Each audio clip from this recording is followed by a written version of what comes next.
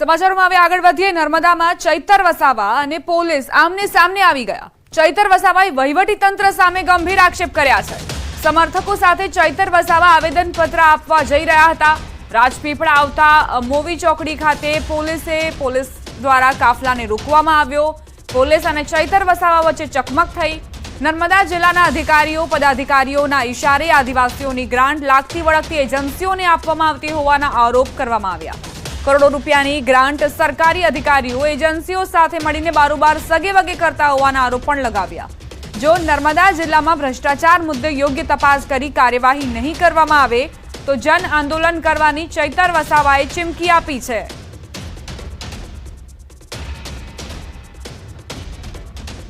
કેટલા પણ અધિકારીઓએ બારોબાર આ બિલો ચૂકવેલા છે એના પર તાત્કાલિક ધોરણે વિજિલન્સ તપાસ થાય। જે પણ અધિકારી જે પણ કોન્ટ્રાક્ટર આમાં જવાબદાર એના પર કાર્યવાહી કરવામાં આવે એવી અમારી માગણી છે। અને સાથોસાથ આવનાર દિવસોમાં આ જો કાર્યવાહી યોગ્ય કરવામાં નહીં આવશે તો અમે ખૂબ મોટું જન આંદોલન કરીશું। એ ક્યારે અમે આ બાબતને લઈને પાછી પાની કરવાના નથી। આજે અમારા બાળકોના શિક્ષણ, કુપોષણ, સિકલ સેલ જેના માટે પૈસા આવે છે એ અધિકારીઓ પદાધિકારીઓના ઇશારાથી બહારની એજન્સીઓને લાવીને ચાઉં કરી જાય છે, ત્યારે એની સામેનો અમારો વિરોધ છે। નમસ્કાર, સ્વાગત છે આપનું। આપ જોઈ રહ્યા છો ન્યૂઝ 18 ગુજરાતી। હું છું આપની સાથે દીપા શર્મા। પહેલા વાત કરીશું અમદાવાદમાંથી પકડાયેલા 4 આતંકીઓની।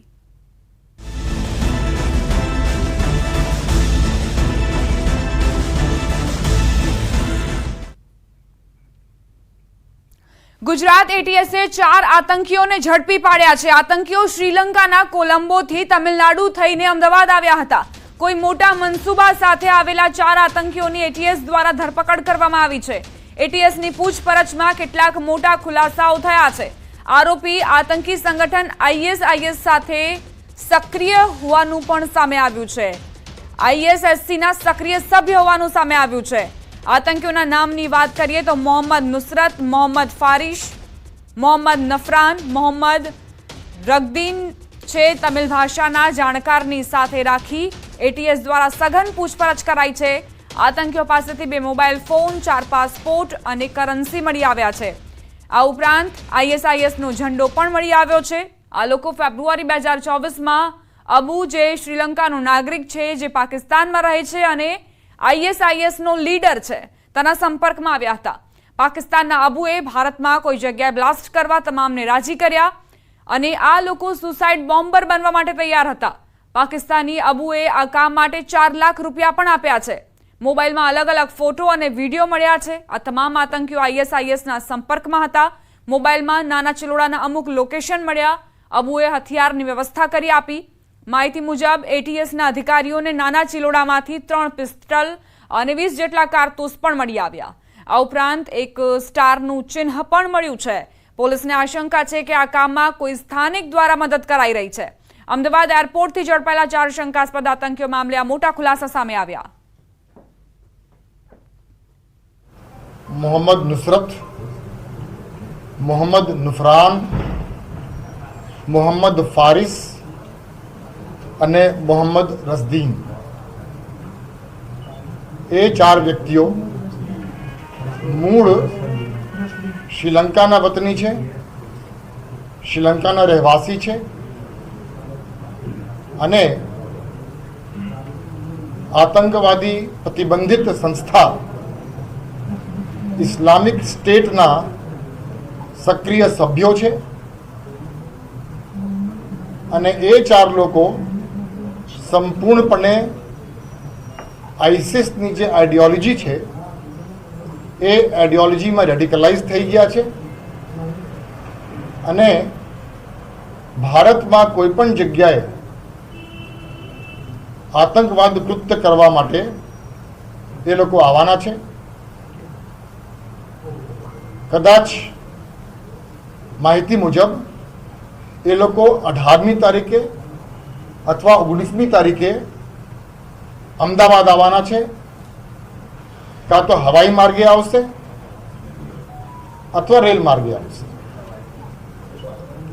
આ પ્રકારની માહિતી મળતાની સાથે જ ડીવાયએસપી શ્રી હર્ષ ઉપાધ્યાય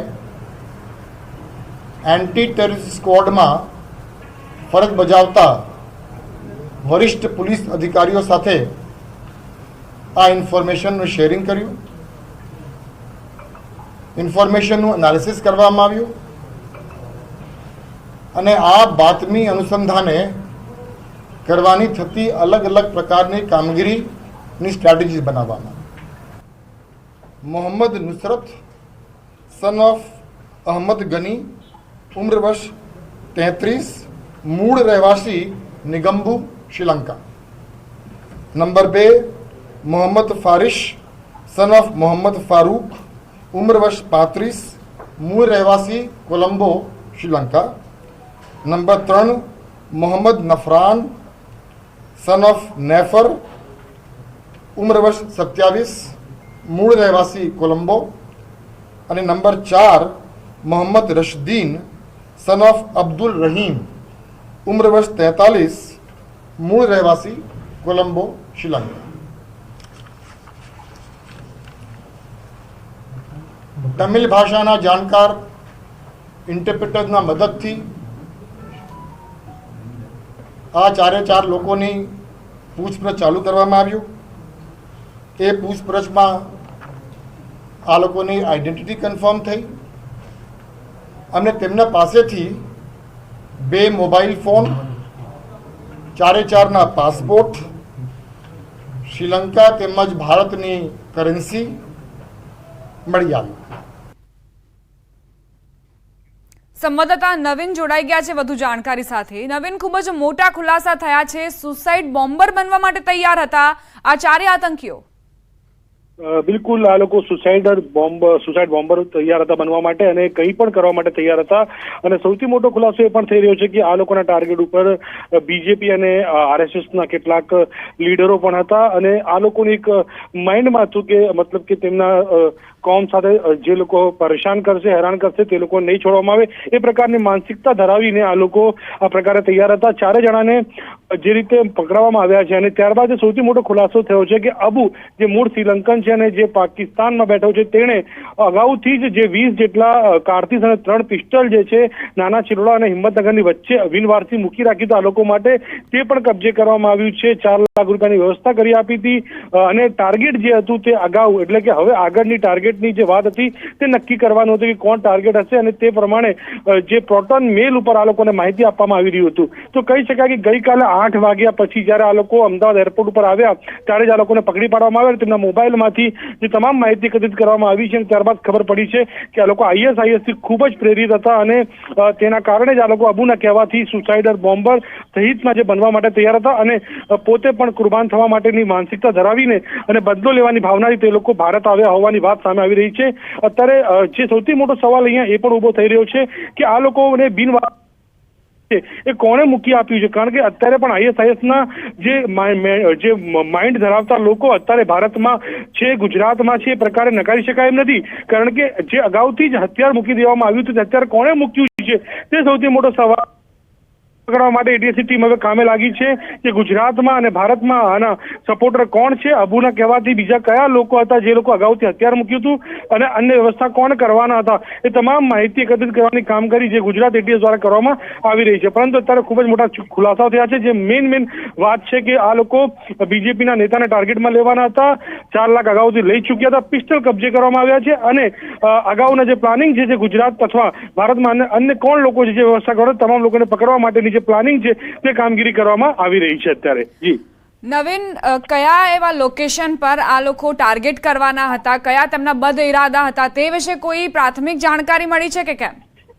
જી બિલકુલ, અત્યારે તપાસ કરવામાં આવી રહી છે. કારણ કે આ લોકો હિન્દી નથી જાણતા, ઇંગ્લિશ નથી જાણતા, આ લોકો માત્ર ને માત્ર તમિલ ભાષા જાણે છે. એટલે તમિલનાડુના જે લોકો રહેવાસી હોય, સ્થાનિક, એ લોકોની મદદ લઈને અને આ લોકોની પૂછપરછ કરવામાં આવી રહી છે. અને સૌથી મોટી વાત એ છે કે આ લોકોને અગાઉનું ટાર્ગેટ, એટલે કે અત્યારે આ લોકોને માત્ર ભારત સુધી પહોંચાડવાનું અને જે હથિયાર બિનવારસી મૂકવામાં આવ્યું છે તે બિનવારસી હથિયાર ખાલી ત્યાંથી કલેક્ટ કરવાની કામગીરી આપવામાં આવી હતી. ત્યારબાદ આ કલેક્ટ કર્યા બાદ જે આગળની જે માહિતી હતી તે પ્રોટોન મેલથી આપવાના હતા કે કોણ ટાર્ગેટ પર હશે, કોણ કોણે ક્યાં કઈ રીતે મારવાનું છે અથવા બ્લાસ્ટ કરવાનું છે ત્યારે ગમે તે કરવાનું છે તે આગળ પ્લાનિંગમાં હતું. એટલે અબુ જે છે તે મૂળ શ્રીલંકાનો જ છે અને પાકિસ્તાનમાં બેઠીને હેન્ડલિંગ કરી રહ્યો છે. તે ખૂબ જ મોટો કહી શકાય કે એક ખુલાસો થયો છે. ગઈકાલે 18 તારીખે જ આ લોકો મતલબ ત્યાંથી નીકળ્યા છે તમિલનાડુ ચેન્નઈથી, કોલંબોથી ચેન્નઈ, અને ચેન્નઈથી ગઈકાલ રાતે 8 વાગે અહીંયા આવતા જ આ લોકોને પકડી પાડવામાં આવે છે. એટલે હજી 24 કલાકનો સમય થયો નથી, જેથી તે લોકોને અગાઉ જે ડિટેલમાં પૂછપરછ કરવામાં આવશે. અને સૌથી મોટો, મેં કીધું એ પ્રમાણે સૌથી મોટો ચેલેન્જ હવે પોલીસ માટે એ છે કે આ લોકો તો પકડાઈ ગયા, પરંતુ જે લોકોએ હથિયાર મૂક્યું છે અને લોકલ સપોર્ટર કોણ હતા તે સૌથી મોટો સવાલ અહીંયા ઉભો થઈ રહ્યો છે. જી આભાર નવીન, જાણકારી આપવા માટે. તો સૌથી મોટા ખુલાસા અહીં કરવામાં આવ્યા છે કે આ જે આતંકીઓ પકડાયા છે તેઓ શ્રીલંકાના હતા અને સુસાઇડ બોમ્બર હતા. કે એમાંથી અમુક લોકો તો સુસાઇડ બોમ્બિંગ કરવા માટે પણ તૈયારી દર્શાવી હતી. આ સમગ્ર કામગીરી કરવા માટે પાકિસ્તાન સ્થિત અબુ તેમને શ્રીલંકન કરન્સીમાં 4 લાખ રૂપિયા પણ આપ્યા હતા. એ બધું એમના પૂછપરછ દરમિયાન આપણને જાણવા મળ્યું. પછી એ લોકો પાસેથી 2 મોબાઈલ ફોન જે રિકવર કરવામાં આવી. એ મોબાઈલ ફોનમાં અલગ અલગ ફોટોગ્રાફ્સ છે, અલગ અલગ વિડીયોઝ છે, જેના ઉપરથી આ સાબિતી આપણને મળે છે કે એ લોકો આઈસિસના સક્રિય સભ્ય બની ગયા હતા અને એના આઈડિયોલોજીમાં માનતા થઈ ગયા હતા.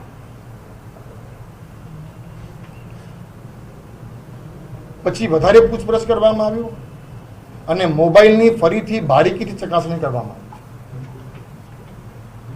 ત્યારે એમના ગેલેરીમાં અમુક ફોટોગ્રાફ્સ મળી આવ્યા અને અમુક લોકેશન્સ મળી આવ્યા. જે લોકેશન અમદાવાદ નજીક નાના ચિલોડા કરીને એક જગ્યા છે, એ જગ્યાનું હતું. જે બાબતે પૂછપરછ કરતા અને ગેલેરીમાં જે આપણને ફોટોઝ મળી એના પરથી સાબિતી મળતા એ લોકોના કહેવા મુજબ એમના પાકિસ્તાનના જે હેન્ડલર છે એમને આ લોકો આતંકવાદી કૃત્ય કરે એના માટે હથિયાર રાખીને એક જગ્યા મૂકી રાખ્યા હતા.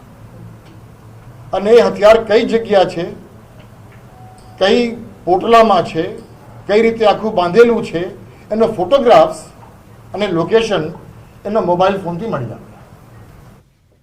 સમાચારોમાં હવે આગળ વધીએ. નર્મદામાં ચૈતર વસાવા અને પોલીસ આમને સામને આવી ગયા. ચૈતર વસાવાએ વહીવટી તંત્ર સામે ગંભીર આક્ષેપ કર્યા છે. સમર્થકો સાથે ચૈતર વસાવા આવેદનપત્ર આપવા જઈ રહ્યા હતા.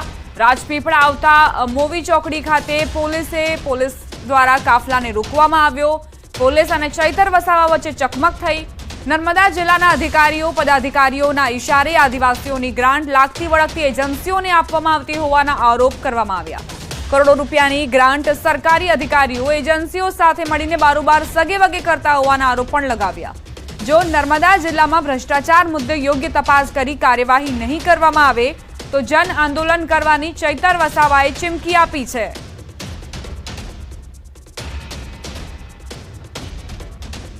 જેટલા પણ અધિકારીઓએ બારોબાર આ બિલો ચૂકવેલા છે એના પર તાત્કાલિક ધોરણે વિજિલન્સ તપાસ થાય. જે પણ અધિકારી, જે પણ કોન્ટ્રાક્ટર આમાં જવાબદાર એના પર કાર્યવાહી કરવામાં આવે એવી અમારી માગણી છે. અને સાથોસાથ આવનાર દિવસોમાં આ જો કાર્યવાહી યોગ્ય કરવામાં નહીં આવશે તો અમે ખૂબ મોટું જન આંદોલન કરીશું. એ ક્યારે અમે આ બાબતને લઈને પાછી પાની કરવાના નથી. આજે અમારા બાળકોના શિક્ષણ, કુપોષણ, સિકલ સેલ જેના માટે પૈસા આવે છે એ અધિકારીઓ પદાધિકારીઓના ઇશારાથી બહારની એજન્સીઓને લાવીને ચાઉં કરી જાય છે, ત્યારે એની સામેનો અમારો વિરોધ છે.